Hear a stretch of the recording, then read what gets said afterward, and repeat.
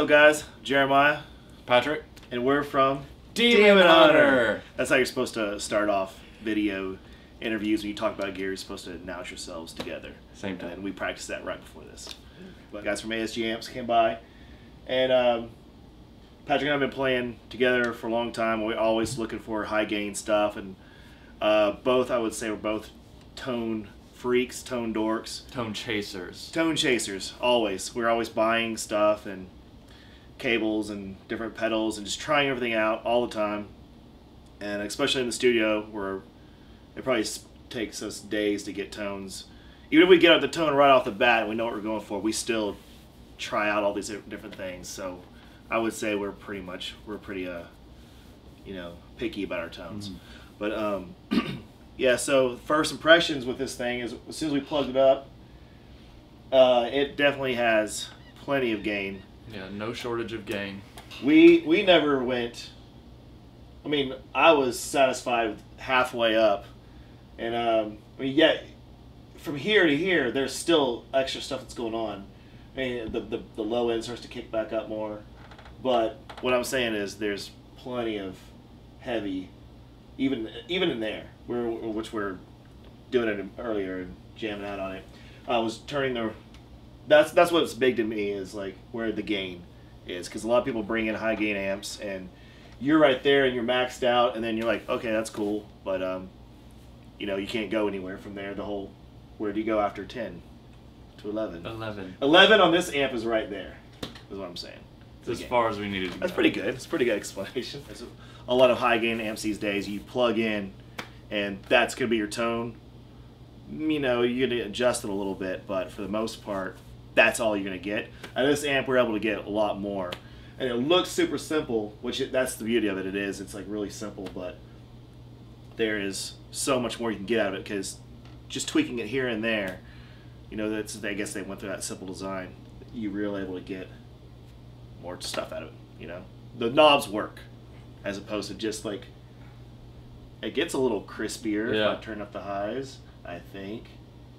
Can't really notice a difference with this other amp that we're used to playing. Yeah. And also a good clean tone, which is another giant difference. It's a clean tone that I would actually want to use. Yeah, we have clean a lot of our stuff. Yeah. So we have to have good clean tone. In the studio, we would get our distortion tone, rock it out, and then, okay, time for clean tones, and then we just take that high gain amp that we're using and push it aside and pull out the clean amps. But I would be totally confident with using the clean on this, which is a good feeling, because if you're out playing live, man, you're not bringing 10 amps out, you just want to have that one amp, and then it's simple, foot switch, click it over, there's your clean tone, and we're jamming the clean tone. We like to have a little bit of a dirtier clean tone, and I would say right there on the gain, you're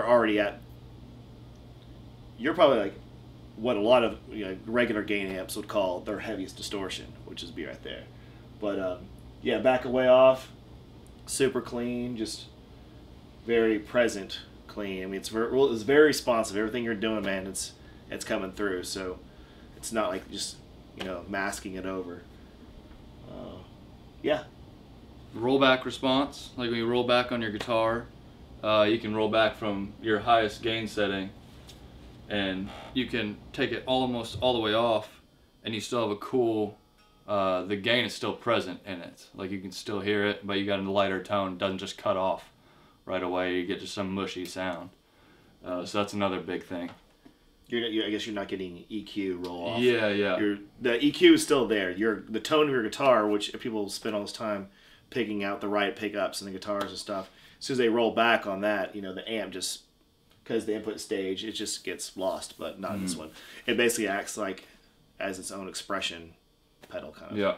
There's nothing worse than getting an amp or spending all this money on this whatever amp, and then you get it, and then it's just, okay, well, to max it out, that's what I got to do to get my sound, because then you can't go anywhere after that.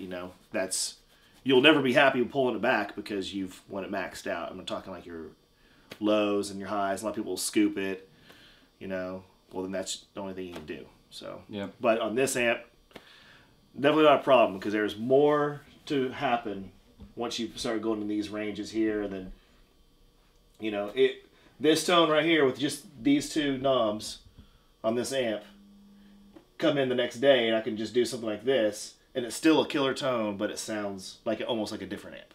And that's a good thing out of your amp. You want your amp to be versatile. You don't want to have to just be stuck in that same sound all the time. Mm-hmm. You want to be able to sound different. So this will definitely make it to where you can sound different. You just turn it, but it's so simple. There's not like 100 knobs for each channel, and then switches here, and then switches in the back that you have to, and you could just get lost all day long. Sometimes I can't even figure out how to turn that stuff on. But, you know, or what is this switch even doing back here? Like old people. How do you work this? All right, my mom. Thanks for checking us out, Patrick and Jeremiah. My wife just made tacos. I said my mom. My wife just made tacos, and I'm starving. And we had fun playing this, but I want to go eat some tacos. So this is Jeremiah from Demon Hunter.